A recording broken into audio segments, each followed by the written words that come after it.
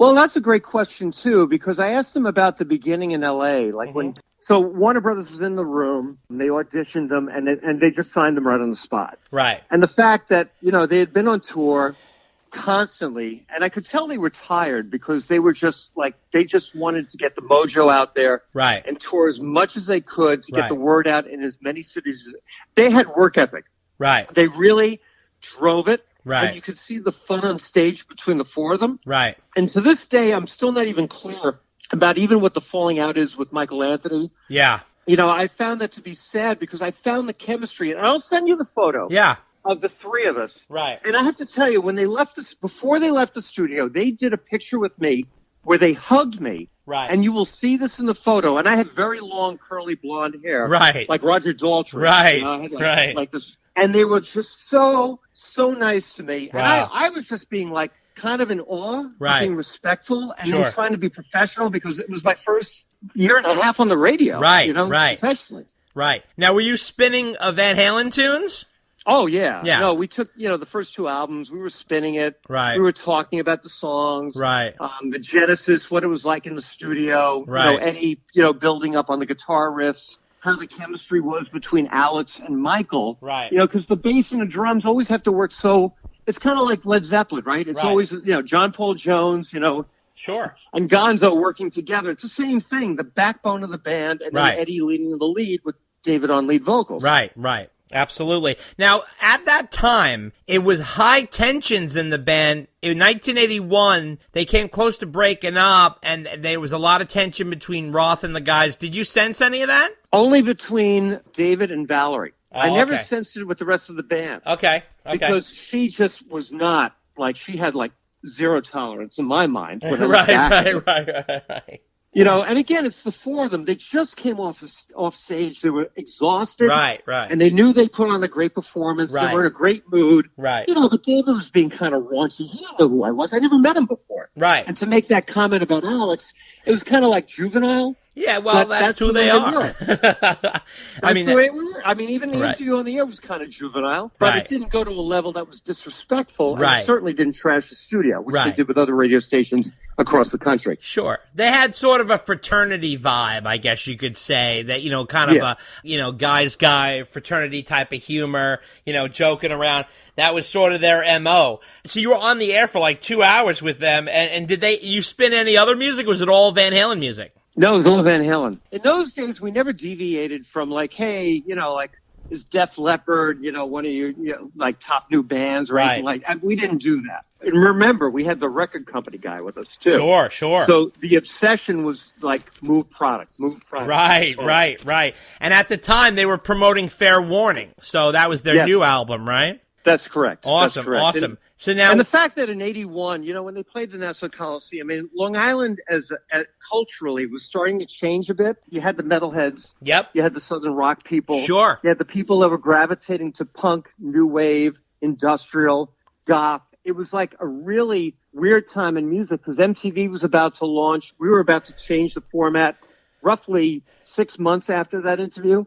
And that's why I think they really wanted me to do the interview because they were trying to gravitate a little bit away from that sound. Right. But you couldn't avoid having Van Halen in the studio. Right. I mean, for ratings in those days, that was something that you wanted. Right. More so than your competition who didn't want them in the studio. Right. For the reasons we just spoke to. Right, exactly. So now, did you take calls from the listeners? No, I didn't. No, I kept it just me and the two of them. Okay. That was it. All right, cool. Were you nervous of them cursing or acting up on the air?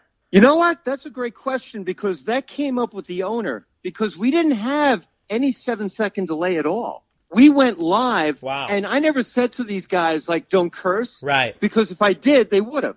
Wow. I think they kind of knew in those days the FCC was really tough. And remember, we lost our FCC license in 1987. Really? So the fact that we even brought them on the air, think about the balls we had to do that. Wow. Knowing if they wouldn't curse or not. There was no delay. Right. Zero. Right. None. Absolutely. So I guess they behaved. And did they talk about Eddie or Dave? A little bit, yeah, they did. I mean, I made sure that I got to the other two members of the band because, in those days, well, let's face it, if it was David and Eddie, right, I would not have done the interview. Really? Why? You know, it would have been no, because it would have been one of the older. I was the youngest DJ on the air, right? So they would have picked one of the older DJs to do it because that would have been more in the limelight. As I look back on it, quite frankly, right? Because I had the bass player and the drummer. Where if you want, it's like having Robert Plant and right, Jimmy Page, of course. Same thing, right? Exactly, of course. So now, did you get comfortable, or were you on edge the whole time? At first, I was nervous. Then I felt very comfortable with them because they made me feel comfortable. Right. But the more they drank, the more I felt comfortable. Okay. Because I felt like I was bonding with them. Okay, I felt that's good. I know that's weird. I mean, maybe it's alcohol or whatever. And I wasn't, remember, I was not drinking with them. I was of course with not. them, yeah. And they're drinking beer after beer, margarita, boom, boom, boom. Yeah, I mean, it was, and the road manager was with us the whole time because he was kind of like making sure like nothing would go awry. Right. And our studio, and you probably saw this, you saw how small that is when I sit in that chair. No, it's a tiny, it's intimate. Right, so picture two people across from me. Right. And that's how close we were. Right. This was not a big studio. That's awesome. It's like a closet. Right. It's a closet. Absolutely. Van Halen typically on the air were very silly and joking around. Was there a lot of that, or did they get serious? No, they never got serious. Okay. I mean, it's kind of like saying, did you ever hear AC/DC ever do a ballad? Right. Same thing. I mean, they got more pop as they went on in their career. Right. No, this was all like high school jokes, fun. I mean, I felt like I was back in high school again. Wow. That's really what it felt like. That's incredible. Well, the band at that time was getting bigger and bigger with each album. And at that time, they were kind of building up to becoming one of the biggest bands in the world. So they were building up, and they went on to Diver Down in 1984, where Exploded, the whole deal. How did the whole thing end? Did you talk about other bands that they were into or any other music that I know, like, for example, Alex is a gargantuan, like, John Bonham fan, and he's worships Bonham and Zeppelin and all that stuff. Or did they get into some of their roots and stuff? They did talk about Zeppelin a bit. But they really wanted to keep it centric to them. Right, okay. They didn't want to compare themselves to the obvious. Okay. Because in those days, it would have been really simple to say, hey, you can put Van Halen next to Led Zeppelin, next to this band or that band. Or you could have gone there. But I wanted to keep it centric to them, and they wanted to keep it centric to them because they were still rather, I don't want to say new, but they were still kind of like in that period of before they really broke. Right, huge, yeah. So now also, how was the show? It was good. Yeah. I mean, I got to look. I think I have a cassette of it somewhere. Okay. I have a box of cassettes, Dave. My favorite interview in the world was actually Jim Henson when the Labyrinth movie came out with David Bowie. Yeah, I'm a huge Henson fan. I love him. Yeah.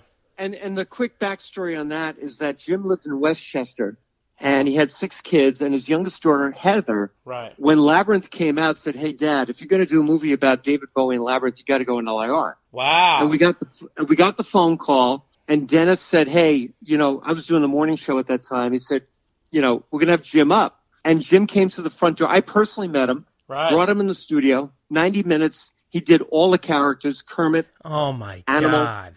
Cookie Monster. He signed a poster to my son. Wow. Like Kermit. And at the end of the interview, my last words to him is that, Jim, I really appreciate you taking the time to do this. And you know what? One day you and I will no longer be here, but the Muppets will live on forever. Yeah. And 1 year later, he was dead. Wow. Of a really freak thing. Yeah. Like the virus with the heart attack. He died typically, I think he died technically of pneumonia, right? Correct. Right, yeah. Yeah, I'm a huge Muppet fan myself, actually, and I actually collect Muppet puppets, believe it or not. I have like a whole collection of them. If I wasn't doing what I do for a living, I would have worked for the Henson Company because I love Henson so much.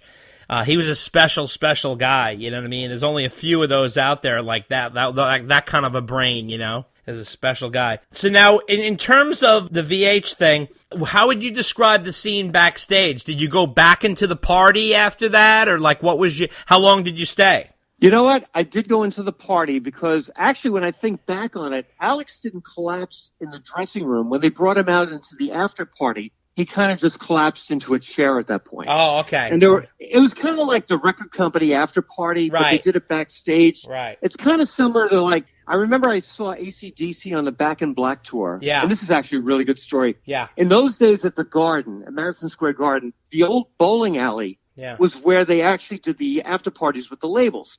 So AC/DC was on Atlantic Records, and I was with John DeBella. Right. And John knew everybody from National Lampoon because Belushi, Aykroyd, Gilda, all those people were on National Lampoon. Right. And we used to play all that stuff in between songs on the air. Sure. So we're backstage, and this is the Back in Black tour. Right. And Belushi shows up at the after party. Right. And I'm like, holy shit, it's John Belushi. Wow. And he was dressed in a suit and tie. Right. And he saw John. Right. And he goes right to John because he saw, and the Blues Brothers at that time were also on Atlantic Records. Right. So John goes to John, hey, how are you? Blah, blah, blah, blah, blah, blah. And he goes, I want to introduce you to Duck Dunn. Now, John was the one that called me Duck Dunn, Harry the Duck Dunn. Sure. After, Booker T and the MGs, right. And the Blues Brothers, Donald the Duck Dunn. The bassist, yeah. So John looks at me and I'm like, humma, humma, humma, humma. And the only thing I can say, John, it's an honor to meet you. I said, I'm going to the bar. Can I get you a beer?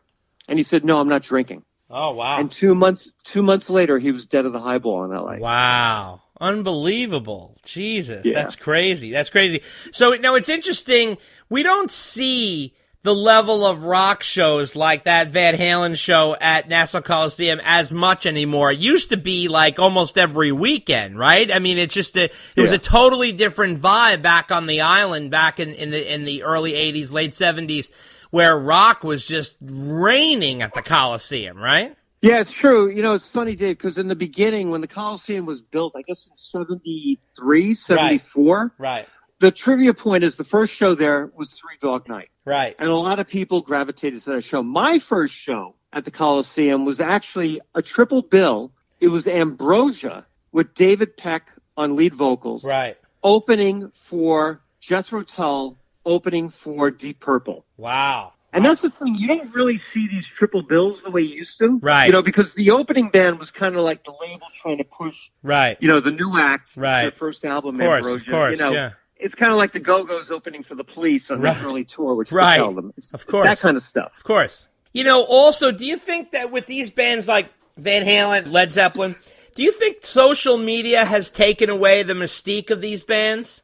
Well, that's a good question because at this point, I think people will share their memories as they get older. Right. Someone just shared with me Google photos of Led Zeppelin, which I saw photos I've never seen before, like backstage at the Garden. Yeah. The four of them in a very good mood. And it's funny, and this is not like it's not like Getty Images or the Associated Press. This is stuff that has been aggregated by new companies that are like looking to push new content and monetize it.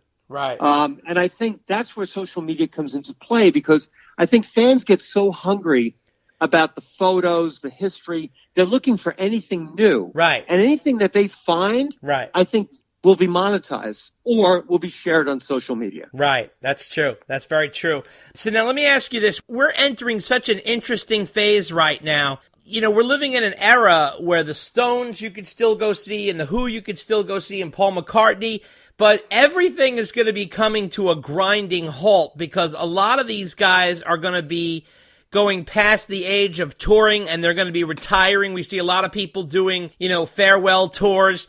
What do you think is going to happen to the touring industry? Because it seems like all the really big shows, the big ticketed shows at these stadiums and these big arenas and stuff like that, most of them are nostalgia historic acts. Do you feel like the whole thing is going to come to a crash because all of these bands are going to retire? There's two things to this. First are the bands that do the 401k tour. Right. Sure. The tour that actually, they need the money. Right. They got to do it. Right. The Stones, how many people went to MetLife Stadium like you for those 2 nights and they felt maybe this is the last time they'll see the Stones? Yeah. For me, I'm going to see The Who. Right. September 15th. Right. At Jones Beach. Right. I saw them at the Garden. Right. With the orchestra, which was amazing. Right. And you kind of go in with that feeling of, is this the last time Right. I'm ever going to see them? That's true. And I think that's the fan perspective, and I think that's also the band perspective. Right. I mean, when Mick went for that whole heart surgery and had to postpone the dates, I think that was top of mind with everybody. Yeah. Is this the last time? And I Right. think that's the question people ask. Is this the last time I will see them? The band says, is this the last time we'll perform? Right. Right. Well, the question is, do you think that the tour